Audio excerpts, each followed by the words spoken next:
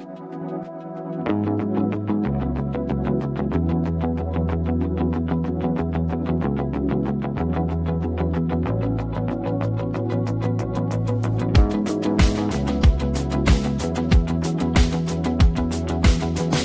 listening to the Casting for Fun podcast, the show that talks about entertainment, sports, music, and inspirational stories for all to enjoy. We're glad that you could join us today. Please sit back, relax, and enjoy the show. Now, here is your host, Albert Pineda.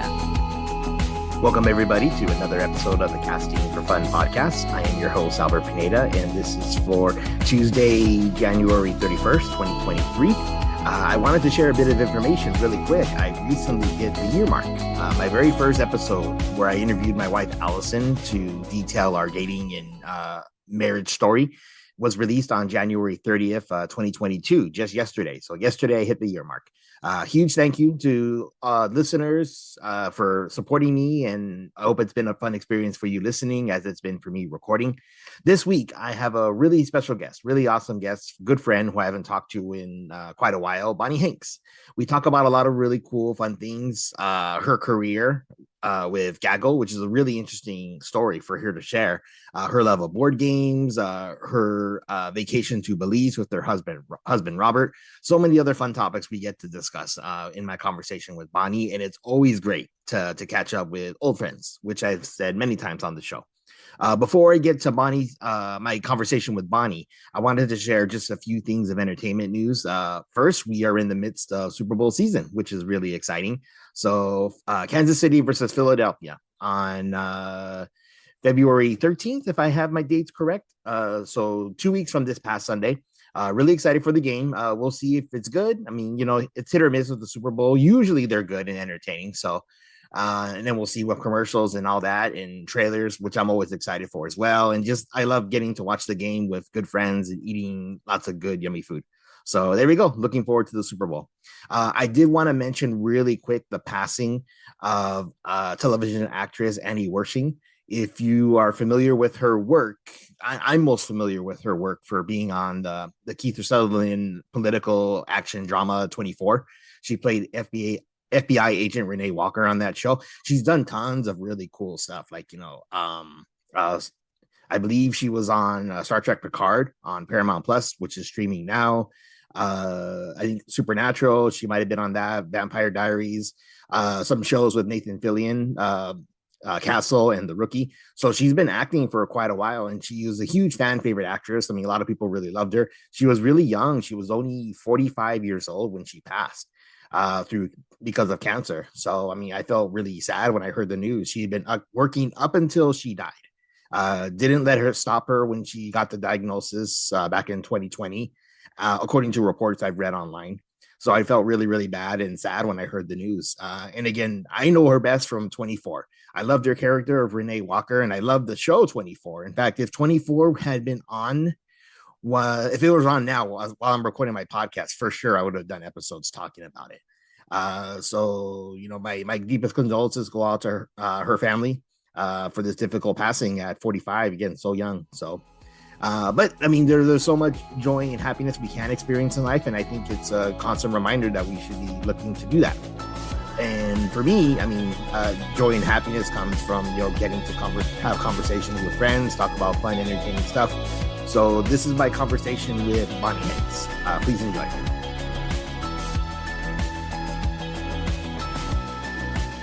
Joining me tonight on the Casting for Fun podcast is a really great friend who I haven't seen in many years. It's Bonnie Hanks. Bonnie, how are you doing tonight? I'm doing really well, thanks. Oh, awesome. Thank you for agreeing to come on my podcast. Again, I do this purely for entertainment purposes. It's great just to chat with friends about things that we love. And I especially love the fact that I get to talk to friends who I haven't talked to in a while, and that we can connect, through the internet. So we may not be local anymore, but at least be able to maintain friendships this way. I think it's actually pretty fun. So thank you. Yeah, you're welcome. It's really cool how technology's developed for us to be able to do this. Yeah, absolutely. Absolutely. So we have quite a bit in common, which is really cool to share and talk about.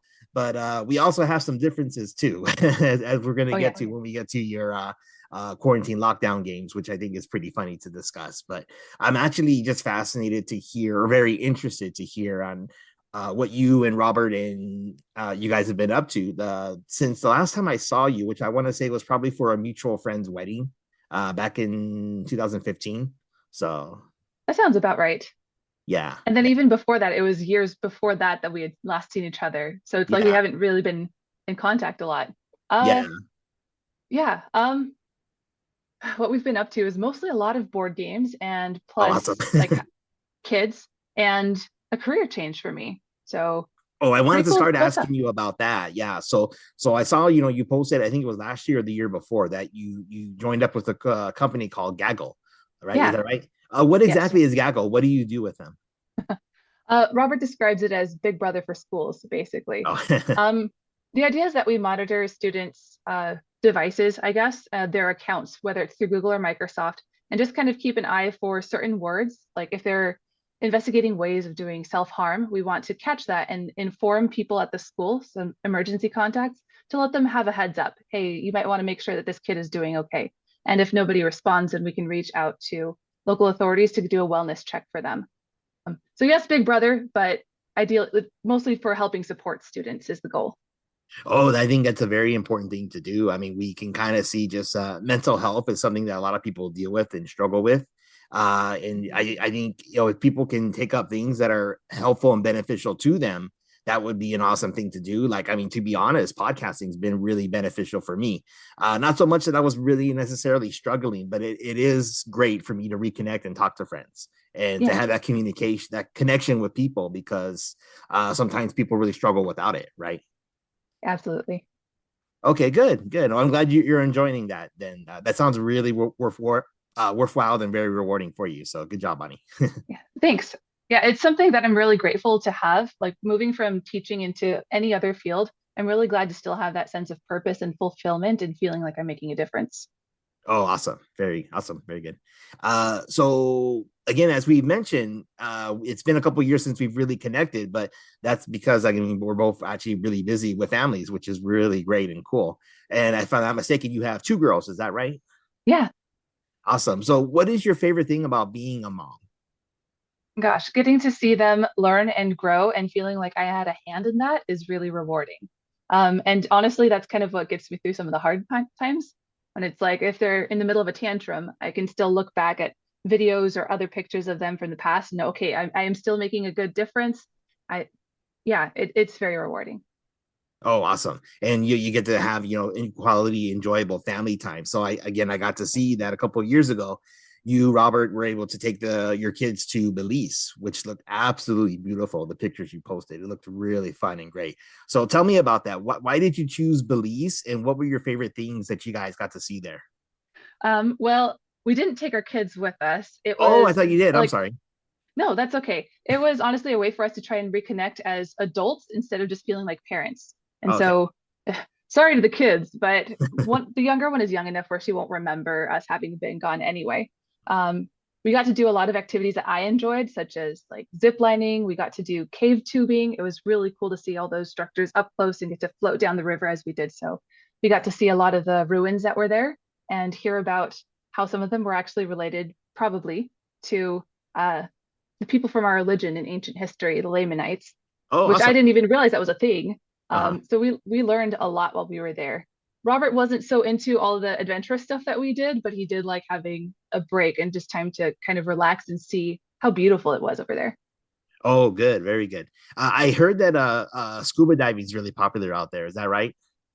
Probably. We just did snorkeling because we're not quite that adventurous. Oh, I'm sorry. Not Um, that's what I meant to say. Snorkeling, not scuba diving. Okay. I'm pretty sure that they have tours that are like that too.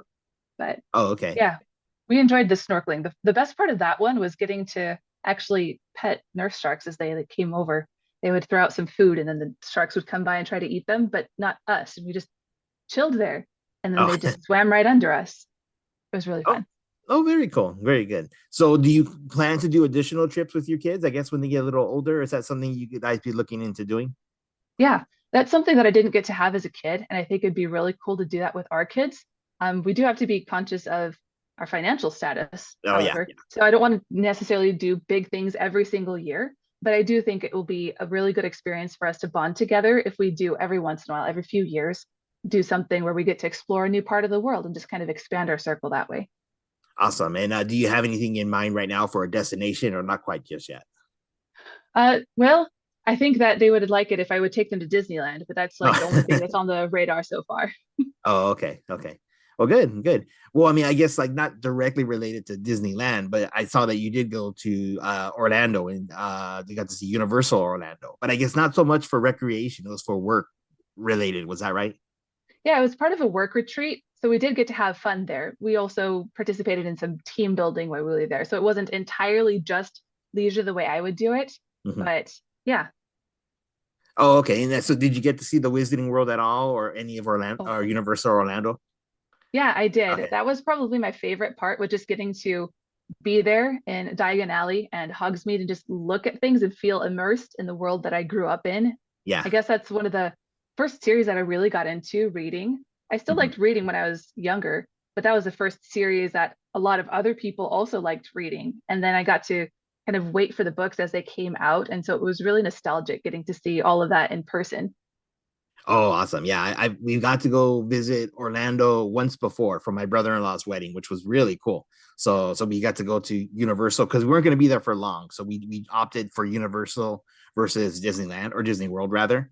And yeah, the both parks are great. Both coasts, for the Hollywood, or I guess yeah, the Universal City Walk version here in Yeah. LA, and Orlando. But I mean, I just love going to see both. They're just really great. Butterbeer is delicious. So Oh yeah, I got the frosted butterbeer because it was pretty hot while we were over there, and that was really, really nice to quench my thirst for sure. awesome, awesome, very good. So do you go on work related retreats often, or how often does that work out for you? It's supposed to be annual, so I've been able to be go to two so far. I've been at my company for a year and a half, and because of how they've timed things with restrictions easing from COVID, I've yeah, we've had two so far. The first one was just outside of Chicago, and so I had fun being able to just explore and walk around downtown, do a kayaking tour while I was there. This one was a little bit more grandiose in going to Universal Studios in Orlando. It sounds Yeah. really cool on paper, but then it's also like there were a lot more people there while I was exploring. It was two different kinds of things that I could enjoy. Oh, okay, good, good. Very cool. So I'm sure you're looking forward to the next time you get to do another work retreat. Would it always? I mean, you mentioned Chicago. Do you happen to know where they're going to be sending you next time, or is that still too soon? I think it's still too soon. Some people are wondering if we'll go to Orlando again because a lot of people had fun. I think it'd be really cool if I could explore a different part of the world though, because otherwise outside of work, we don't actually travel that much outside of California. So Oh, okay. yeah, we'll see what happens. Oh, very good. Okay. Was there anything else with traveling that you wanted to touch on? Not that I can think of. Oh, okay, no worries. Okay, so I wanted to go ahead and shift gears just a little bit. So I know both you and Robert are huge fans of board games, which is really cool. In fact, when my wife Allison and I got married, I mean, we were just like putting just random things on our wedding registry because we didn't really know what we needed. I mean, I guess most people don't when they get married. But again, we knew we were going to be getting quite a bit of like, household and kitchen utensils, things like that. So we put just kind of like random stuff on for entertainment. And we had actually asked for Settlers of Catan. And sure enough, you and Robert got it for us, which was really cool. So I know you guys couldn't make it down for our wedding, which is understandable, but it was really nice of you. So thank you. We still have it, that you were Oh, able I'm to glad. buy it for us and send it to us. So, Hopefully you've enjoyed it instead of it like harming relationships, because I know that tensions can run high sometimes with oh, Catan. yeah. Yeah, it's definitely been enjoyable. So, what are some of your favorite board games? What are you interested or playing right now? Right now, we just started a new one called Frosthaven. So that's a campaign type game and it's legacy. So you will unlock new quests as you accomplish certain things. You'll put stickers on the board that indicate where you can go. It kind of changes the map and over time. And it's been a lot of fun kind of deciding which way we want to go, how we want to build our characters. Um, yeah, so we have a few games that we like playing like that. If you're asking for favorite games, I guess I could say in certain subgenres of games, I have favorites. Uh, is that how you would like me to proceed? Oh, absolutely. Yes, go ahead. All right, overall, our favorite game is probably Spirit Island. It's cooperative, but asymmetric. So each of you represents a different spirit that's trying to protect this island from invaders. You have different powers, different ways that you kind of work. So there isn't the quarterbacking that you often see in cooperative games. You can't just tell somebody this is going to be the best move for you because you don't know what things that they have, but you can Mhm. still collaborate a lot with each other. And I Mhm. also like the theme of kind of fighting off invaders. It's something that, I don't know, is different. It's kind of unique in that respect and something that I think is respectable, you know? Uh-huh. And it's more complex than some of the other games that we have, which is really nice to have it intellectually challenging without it being overwhelming. Oh, Yeah. okay. So additional players who are playing, would they take on the role of invaders? So you're competing against other teams? No? No, it's fully cooperative. So you're all just different spirits. Oh, So I see. I if see. there's more of you, then the board gets bigger, so there's more invaders that come in. That's how it scales. Oh, okay. Okay, very cool. Yeah, that sounds interesting. Yeah. Any others that you recommend? Um, let's see. If you're looking for something that's on the more approachable end of things, like a party game that we recently discovered that we really, really enjoyed is Poetry for Neanderthals. My Oh, sister actually introduced me to that, and it's by the Oatmeal, the same person that made like Exploding Kittens, but maybe a little bit less sad for the kittens. With uh-huh. Poetry for Neanderthals, it's a lot like Taboo, where you're trying to get your team to guess certain words. Um, the ones that are on the cards are the ones you're not allowed to say, Mhm. but you're only allowed to use single syllable words. And so you end up kind of sounding like a Neanderthal as you're trying to get them to guess it. And so it kind of makes you think a little bit more, have to slow down and make sure that you're using really simple words and phrases to get Mhm. them to guess things. And it's a lot of fun. The idea is that if you get something wrong, you used too many syllables, there's like a little inflatable club that you can kind of hit them with. It's Oh, pretty that does funny. sound excuse me, that does sound really fun. Yeah, we're always looking for newer games to play. And obviously it'd be great to get together with people who know or at least enjoy playing these type of games too. Because I know they're not necessarily everyone's cup of tea, but thank you for those recommendations. They'll sound really, really great and fun. Was there anything else with board games you wanted to bring up? Um, One thing that has been really helpful for us in getting to explore new games and play with people from a distance is an online platform called Board Game Arena. Mhm. It's free to sign up, and then there are certain games that are premium, but we've used that to play with friends almost every week for the past year. And then a little bit more sporadically before that, starting with the lockdown, just because that's a way for us to connect with our friends. We're not very good at socializing. So if we're playing board games instead, that's like a way to kind of direct conversation where it's not awkward. That's Mhm. been a lot of fun for us. So if you guys are ever interested in playing board games, even though we're separated, we'd be happy to do a video chat or something, and then we could play games on Board Game Arena. Oh, that sounds really fun. Yeah, so I think a lot of my listeners would be interested in that. So, what was that website again? Board Game Arena. Board Game Arena. Thank you. Yeah, so definitely sounds like something worth checking out for sure.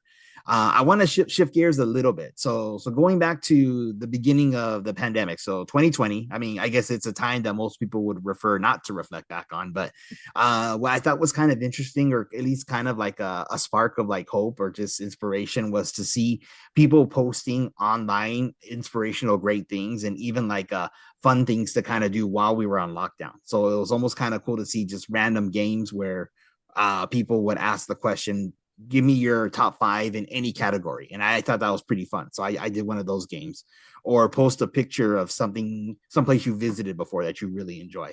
So when I saw your game that you had picked up, which was the unpopular opinion game, I thought that was actually really fun.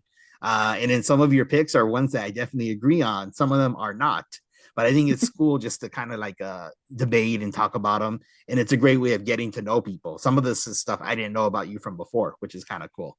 So if you remember, Bonnie, let me go ahead. I have it here on my notes. Let me go ahead and go over your unpopular opinion game, 10 things I hate that most people like. Okay, are you ready? Yeah, I'm Okay, here ready. we go. Okay, number one, you put down dark sodas except for root beer. So you're not a Coke or Pepsi fan, not at all? Not really. I've tried both of them. My mom drank a lot of Pepsi growing up, so I'm familiar with the taste, but it just doesn't do much for me. I don't hate them. And here's the really unpopular part of it. The only one that I actually hate is Dr. Pepper, which I know a Oh, lot of people really enjoy. oh, I mean, Yeah. I personally really, really enjoy Dr. Pepper, and so does our mutual friend Nick Turner. But Uh-huh. my wife absolutely hates it. In fact, she calls it a soap water, essentially. Yeah, I think that's a good way to describe it. I imagine you're tasting something very different than I am for whatever reason. Okay, apparently. Okay, very cool. Then next on your list, you had The Office, which I know would probably maybe you lose you some friends by saying that. But did you ever watch it at all, or give it a try, or what was your opinion on The Office? I'd only watched parts of a couple of episodes, so I think that people would argue I didn't give it enough of a chance. But Mhm. I think that it was very good at doing what it was trying to, which is making you feel awkward as a viewer. And it's like I can respect that they did what they were going for, but it was just not a feeling that I enjoyed. So I was like, oh, this feels awkward enough for me to not want to continue. So I don't think it's bad. It's just not something that in particular enjoy. Oh no, that's understandable. I mean, it's a very like quirky, like kind of like a very different type of humor. And in Mhm. fact, initially when I started, my wife, when we were binge watching it together, I at first I don't think she liked it very much either. But as we got deeper into the show, I think she came to know like the characters a little bit more, and then she ended up loving it. So it's not everyone's cup of tea. I can see that, but most people would actually argue that it's probably one of the most popular shows ever. Oh yeah. I can understand its popularity and I can respect it. Just like a lot of other popular things. I can respect it for what it is and just maybe not enjoy that for myself. Okay. Same way people are with board games, right? Oh, absolutely. Yeah, fair enough. Okay, the next you had watching sports, which I can understand as well. I mean, even though I absolutely love them, I mean, again, it's not everyone's cup of tea. I was kind of curious though for the Super Bowl. Is that something you would be interested in checking out? I know a lot of people that may not necessarily like football, but they'll at least watch it, I guess, for the cultural aspect of it because like the whole country is watching essentially. Oh, fair enough. I guess that there aren't a lot of close friends or family that I have that are interested in watching sports either. And so I wouldn't have Mhm. other people to talk about it with. And so Okay. I don't feel like I'm missing out on that sense of bonding, though Yeah. I do enjoy like watching the commercials after the fact, at least. Oh yeah, I know a lot of people who actually don't really care about the game at all, but they'll actually watch the commercials or halftime because they actually think that part's actually kind of fun and entertaining. Yeah. So Yeah. okay, very good. Next you put down lobster and really any type of seafood. I think I absolutely agree with you on that one. I'm not really a big a fan of seafood either. Yeah. I don't I think that in college, I had given shrimp another try at a Mongolian grill that we had gone to. And I remember distinctly really liking the flavor and not being able to stand the texture. And I think that that's not always the case for other seafood. Like with lobster, I really just don't like the taste for whatever reason. But it's like, okay, even if I got the taste okay, the texture is something that for whatever reason, I can't handle it. Mm-hmm. Yeah, I can understand that. And then also I just think seafood's like I don't know, like small to me. Like it's not really beefy, like cow or like like a beef or steak or Yeah, chicken, like it seems like you're getting more bang for your buck when you get like chicken or beef versus small tiny fish. gotcha. That makes sense. I kind of wish that I did like seafood just because it's supposed to be healthier than certain other kinds of meat. I just Uh-huh. really don't like it. Yeah. Oh, okay, very good. And then next you had Disneyland, and I know you put like a little monkey emoji like covering his eyes. I think you're worried about losing some friends with that. Oh yeah, I have some friends that are hardcore Disney fans, including my sister-in-law, who I don't know if she still does, but she regularly will have an annual pass and just Uh-huh. absolutely loves everything to do with it. For me, it's a lot of people, and then it's a lot of waiting in line because I'm not willing to spend the extra money to get the fast passes. I'm not familiar enough with it to know the right routes to optimize my time or anything like that. So it's just not as enjoyable for me. It's not something that I would be like, no, I absolutely hate it. I just wouldn't want to spend the money for the amount of enjoyment I get out of it. That's understandable because it is very pricey. Yeah. Yeah. So is it more Disneyland as opposed to like the Disney brand? Is that right?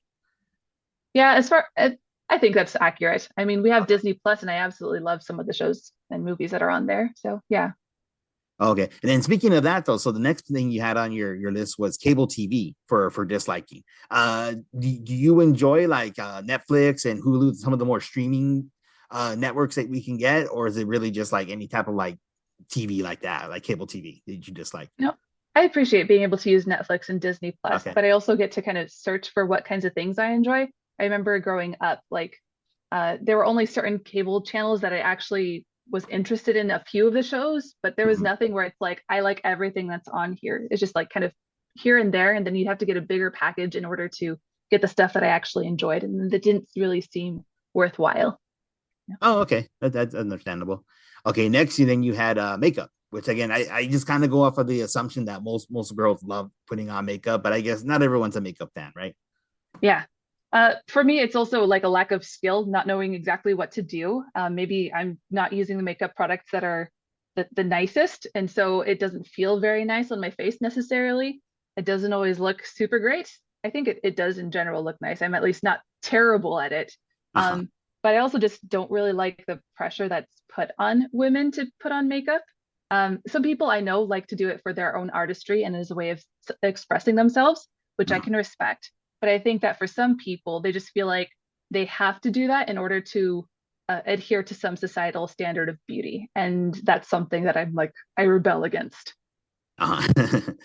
Okay, and then next you had the Beatles, which is I guess can kind of be kind of contentious because I mean people just absolutely love the Beatles, but then some people absolutely hate them, refer to them. I've heard them referred to as simply being elevator music. Like there's nothing really that spectacular or special about them. So what is it with you that maybe that you don't really see the appeal of the Beatles? I think it's another one of those things where I can respect it and understand why people enjoy it. It just is something I don't happen to enjoy. It's not that I dislike a lot of their songs, it's just the ones that I've heard on the radio that are really popular. I'm just kind of Mhm. meh about, which is, I think, more lukewarm than is really common among the people that I've talked with. Oh, okay. That's understandable as well. Okay. The smell of coffee. I absolutely am 100% with you on that. I mean, to me, coffee is just boiled dirt. But yeah, so is there any particular reason why you dislike the smell? I nope. I don't think it has anything to do with taste. I don't know what it tastes like, but I Yeah. just really don't like the smell. Maybe partly because it is so strong and Mhm. it's like it announces itself no matter how far away you are. If you're in the same room, I'm gonna smell the coffee. Oh, okay, yeah. And then last but not least, Marvel and DC movies. So superhero movies essentially. But you did put an asterisk though. So you did say that Batman Begins and The Dark Knight are actually ones you do enjoy. What is it? I guess it's just twofold question I have. So, what is it maybe that you dislike or not really enjoy so much with superhero movies in general? But what makes the Batman Begins and The Dark Knight special to you in your mind? I think that a lot of it has to do with the hype, especially for the Marvel movies. Now, I have friends that will argue I didn't give them enough of a chance because when I kind of quit watching Marvel movies was after Age of Ultron because I just hated it so much. And I know people are saying like that was the worst one, you shouldn't stop there. And I can understand that. I just haven't bothered taking the time to rectify that, I guess. Mhm. With Ultron itself, it felt like a commercial for a bunch of the other movies that were coming out at the time or a bunch of the other shows. Mhm. I will say I did enjoy watching Agents of S.H.I.E.L.D. though. So it might have just been maybe the movie format might have Mhm. kind of figured into that. With Batman Begins and The Dark Knight, I really enjoyed, I don't know, I guess the kind of air of mystery that was around the Batman. Especially with um, The Dark Knight, I think that Heath Ledger did an amazing job portraying the Joker and just I guess, really feeling like that was really him. It didn't really feel like I was watching other people portray things. It wasn't like a commercial for something else. It was just, I felt like it was real, maybe as part of what it was. Oh, okay. That's understandable. I definitely I understand your opinion with that, even though I do disagree that I absolutely love the superhero movies. But again, we agree to disagree, right? Yeah, fair enough. And since then, there have been some that I've enjoyed watching. I Mhm. think that just at the time, I was still really grumpy about Ultron. Okay. Okay, so let's go ahead and flip on to the other side of it now. So these are 10 things that you enjoy, but that a lot of people would really dislike. So these are the ones I think are going to be really interesting. Okay, so number one, you put giving talks at church and public speaking. So I know you had mentioned you just had the opportunity to speak in front of your specific ward or congregation, as we call it in our faith. What makes it appealing to you? I know because if for those who aren't aware, for our church, the Church of Jesus Christ of Latter-day Saints, the regular members are actually asked to go up onto the pulpit and actually speak and give a sermon. And most people absolutely dread it and hate it and do whatever they can to get out of it.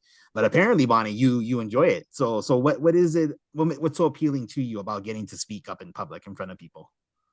I think the main part is that I just don't mind talking in front of other people, and probably part of that is because I was a teacher. I kind of had to present to groups of people multiple times a day before, and so Mhm. that's not something that bothers me. But I noticed that when I am preparing for those talks, I feel like I am given incentive to really take a deep dive into an aspect of our faith that maybe I hadn't really thought of before. And I Mhm. feel like I learn it more deeply and more personally than I really do in my daily studies. And so that's kind of a cool opportunity for me, especially since I don't mind the talking. And also mentioning these talk or sermon lengths are only like 15 to 20 minutes. It's not a whole hour that I have to talk. So I feel like that's an okay amount of time. I can handle that much. Oh, yeah, that's definitely a very good thing to consider. I know people sometimes kind of use like the old like saying or weird like theory that picture everybody in their underwear. I guess maybe just think of something funny like that. I don't think that really works per se. But do you have any suggestions for people who maybe kind of struggle with it a little bit? What makes kind of eases the tension for you if you're in front of people? I think that when I was in college, it was something I was still nervous about. I hadn't really gotten a chance to do a lot of public speaking. And so at that point, I would kind of just look at towards the back of the room, just above everyone's head. So I was just kind of ignoring all the people there, pretending I'm talking to the back. But then I knew it looked like I was looking at people. And so that was the trick that I used. Now at this point, I just try to make it as much of a conversation as I can. Sometimes I will just use an outline instead of actually writing down my talk word for word so Mhm. that I can have just the thoughts that I've prepared kind of come up and then direct things according to how I see people react.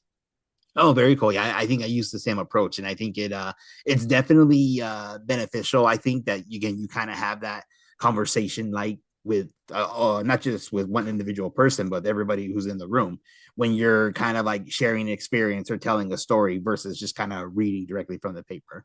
But at the Yeah. same time, I would just tell people, I mean, I don't judge anyone at all who does read that way because again, we're all just kind of volunteers when it comes to like the church service. So Oh, yeah, absolutely. And then if there's things that I think are more important, I will write those out word for word so I don't botch them or I don't forget something that I think is, I don't know, kind of like the crux of my talk. Yeah, yeah. Okay. The next you had put being stuck at home, which again, you did this survey right when lockdown had happened. What do you think the appeal was? Because I know at the time everyone was just like antsy and just kind of just scared and just like going crazy, being like I guess uh stir crazy. I guess that's the phrase I'm thinking of. Like when you're Yeah. just like or whatever phrase you use when you're just like stuck at home and you really desperately want to get out. So, what do you think was the benefit for you during the initial lockdown of being at home? Obviously, the health benefits, but Yeah. for you, I guess mentally, how was it beneficial for you? Now, I recognize that I am in a place of extreme privilege to have someone at home with me who enjoys the same kind of hobbies as I do.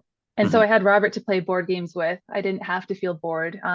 We're teaching our kids how to play board games. So the older one also enjoyed that. But also at that point in my life, I had been a teacher. And so actually kind of being forced to take a break from that helped lessen my stress a lot. And I kind of didn't really realize how much of a toll that had been taking on me. And so for me, again, I recognize that most people did not have such a privilege in having to suffer from the lockdown, Mhm. right? But I did get to take a step back and we financially were okay. And I had someone to be able to spend time with. So Okay, very good. Yes, I mean for those who did have to have people at home with them, it was actually very beneficial. So, and then again, making the effort, I think, to connect with people online during that time would have been helpful as well. Just I guess anything to keep your sanity. absolutely. Okay, yeah. Reading out loud. So, do you enjoy when you're reading a book, just like reading to yourself, or what did that exactly mean? Oh, so I like reading stories to my children, of Uh-huh. course, but I actually for a while have been um, volunteering audiobook narrating for a nonprofit that provides audiobooks for kids that have struggles with reading. And it's something that I actually really enjoy. I just like reading, and I think that I kind of have fun putting different voices to the different characters. And I think that it's something that I feel like kind of makes a difference, helps people get more interested in reading, which hopefully will also have lasting and rippling positive effects in their life. Um, I just have a great time doing it. Oh, okay, very good. Okay, then next you would put complex board games. I mean, we kind of already went over that. Did you want to add anything else to complex board games? Uh, Gosh, when I say it that way, I feel like, man, I was probably just being kind of an arrogant jerk and saying that, like, oh man, I'm so much smarter than you. And I hope that that's not what people actually think. But it is something that I enjoy having a bit of a challenge. But that doesn't mean that party games or simpler games don't have their space too. I enjoy all different ranges of board games, but I think that the more accessible ones are ones that people tend to be more familiar with, and then they're kind of afraid of diving into those more difficult ones. And so if you were interested in exploring those, I think it's okay to take it slow and kind of go to medium complexity and then like higher complexity games. You don't have to just jump in because somebody says it's a great game. If you jump in without having any practice on like lower complexity games, you're going to have a hard time. Mm-hmm. That makes sense. Yeah. Okay, then cartoons. Is there any particular cartoon you like? I mean, are you referring more towards like kids cartoons, or is it kind of more the adult stuff, maybe like Simpsons or something like that that you enjoy? Pretty much all the cartoons I like are kid appropriate. Okay. So probably the time that I was thinking that, I'm thinking like Avatar: The Last Airbender. It's one of my favorite shows. I think it's Okay. really well done and it has really inspiring messages. Other cartoons that I've liked since then, I really enjoyed the She-Ra remake. I didn't actually watch the original She-Ra, but on Netflix they have She-Ra and the Princesses of Power, and I think that that's also really good at showing. It's really good for representation. It's very good at showing my girls that they can basically be capable of anything, but it's okay if they have a hard time. And another show that I like is Kipo and the Age of Wonder Beasts for the same kind of thing. Again, really good at showing representation and about, I don't know, how kindness can solve a lot of problems. So, yeah, I just really enjoy a lot of cartoons. I don't know why it happens to be in that medium, but yeah. Oh, cartoons, it's kind of a funny thing. So I've heard from other parents that they absolutely hate and detest like Cocomelon and like Little Angel and things like that. To be honest, I actually kind of enjoy it. Like I would just sit there and watch it with my little ones. And for the most part, I think they like it. They'll get a little bored of it. So we're not spending hours watching it. So I guess the parents who hate it probably are the ones who are watching it for hours. But some of those like ones like singing and just like with the words on and the kids get into like funny scenarios, they're actually kind of enjoyable, I think. So Yeah, I think it depends on which ones we're talking about. There are some cartoons that my girls like where it's very repetitive and it feels like it's the same episode every time. mhm. And like if the animation is not good or the voice acting is not good, I'm not going to enjoy it as much. But then there are shows like Bluey where it's like made so that parents can also relate to it. I really enjoy those ones. Oh, okay, good. Okay, then next you put down grocery shopping, which is kind of an interesting one too. So with the lockdown happening, the pandemic, like we had grocery delivery services like Instacart emerged. So a lot of people were actually having groceries delivered to your home. And I think we kind of got used to just doing it that way. In fact, my wife absolutely hates going grocery shopping now, but I guess it's something you enjoy. So what is it about grocery shopping that you enjoy doing? I think it was just mostly that I would have some time to myself where I didn't have to be a teacher. I didn't have to be a mom for a while, even though I guess I'm buying stuff for my kids. I didn't have to um, watch some of the cartoons that they were watching that I didn't enjoy, right? I could just take some time and then, I don't know, sometimes feel like I'm getting a good deal on something, like, oh, I wanted to get this thing. This is on sale. It just little shot of dopamine, I guess. No, okay, good. Good. Next, you put being a student. So I'm assuming you've already finished your schooling. Is that right? So Yeah. this was done back in 2020, so 3 years ago. What did you enjoy about studying? I think it's just a lot of fun getting to learn new things. And that's part of it, just being able to learn and do that continuously. And I feel like that's something that a lot of people can appreciate. But specifically in being a student, you're given deadlines that you're supposed to adhere to. There's assignments for you to complete. And then when I would complete those things, again, just another shot of dopamine, like, hey, I did the thing, check that off the list. Oh, I got a good grade on it. That was another like ego boost or whatever. So it was just kind of having all that stuff built in as a way for me to kind of validate myself, which is maybe not the most mentally healthy way to approach things, but it just happens to work with the way my brain is set up. Oh, very cool. You know what? I personally enjoy studying online as well. In fact, actually, so I've earned my bachelor's entirely online, and now I'm going towards my master's degree in business management, all online. And it's been interesting for me. I think participating in like discussion boards. I know it seems like kind of a tedious assignment. In fact, I've read other when I was doing BYU Idaho, a lot of people said they absolutely hated doing that. Like they would just come up with just random things because you have to do a response that was like at least 100 words long. But to me, I actually enjoy it. I think a lot of the same reasons you talked about, like I guess you're challenging yourself mentally and you're actually meeting deadlines. So you're actually, I think it's a way of feeling really productive. So yeah, I definitely enjoy Yeah. being a student as well. Yeah, I agree. Okay, and then next you would put dad jokes and puns, which actually, to be honest, it's really cheesy, but I kind of enjoy them too. Yeah, I feel a little bit bad that I've kind of made Robert hear a lot of my puns.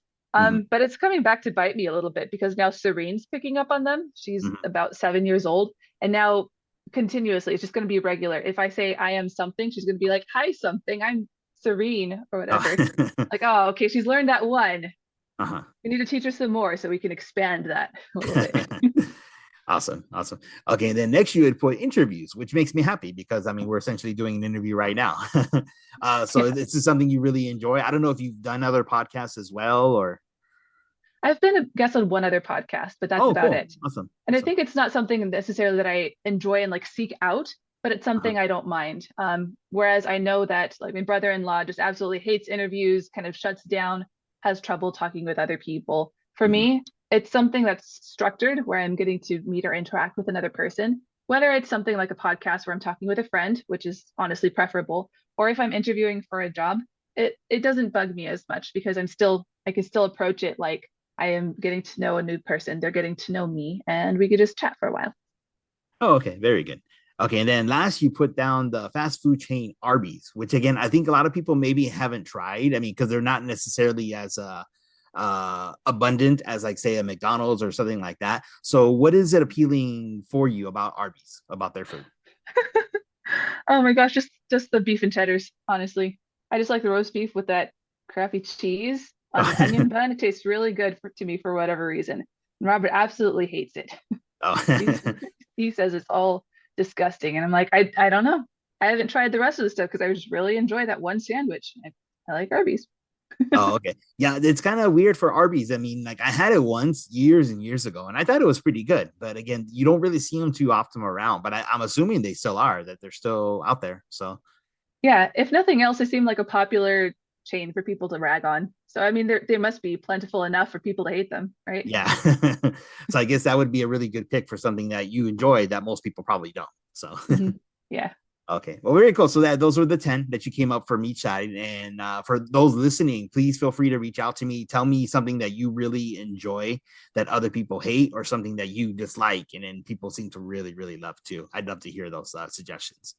Bonnie, before we wrap up, I didn't want to forget this. Music was one thing that we really shared in common, that we had a lot of similar interests in bands and stuff like that, like the Arctic Monkeys and Jimmy Eat World. I was just curious, just in the past, like I guess however long it's been since we've seen each other. Is there anything new that you're interested in? Anything else that you have come to love, or are you just really just enjoying the same stuff you were listening to before? I think that a lot of the things that I listened to before have come back and now they have a added layer of nostalgia on there that I've Mhm, really enjoyed. Honestly, I've just been for the past week listening to a lot of Blink 182. But I also know that Jimmy Eat World is something that I started listening to when I first got into music. And so they mhm, have a special place in my heart. And they were actually playing at the first concert I'd ever gone to. I don't get to go to as many concerts as I used to, one mhm, because like now I have a family that I have to worry about expenses with. Robert doesn't happen to enjoy concerts. And then now I'm in Central California where there isn't as many venues as there were in mhm. LA, you know? Yeah. I think the most recent concert that I went to was a few years ago, and that was with the Foo Fighters up here in Fresno. And the band that opened for them was called the Struts. And I really like all the songs that I've heard from them. Like they were really dynamic in their performance. They involved the audience. They kind of taught us some of the choruses of their songs to get us really pumped up.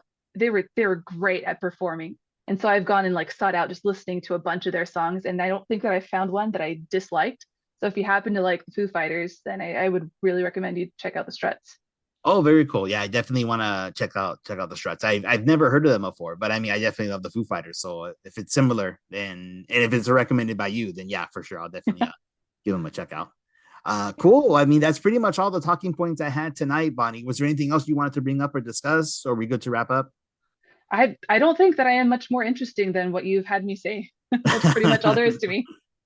Well, you're definitely very cool and very fun and very nice. So I remember all the times we got to hang out together at Institute. And again, for those who may not know, it was actually just religion classes that we would take, and then we would go out to eat as friends afterwards. It was really fun.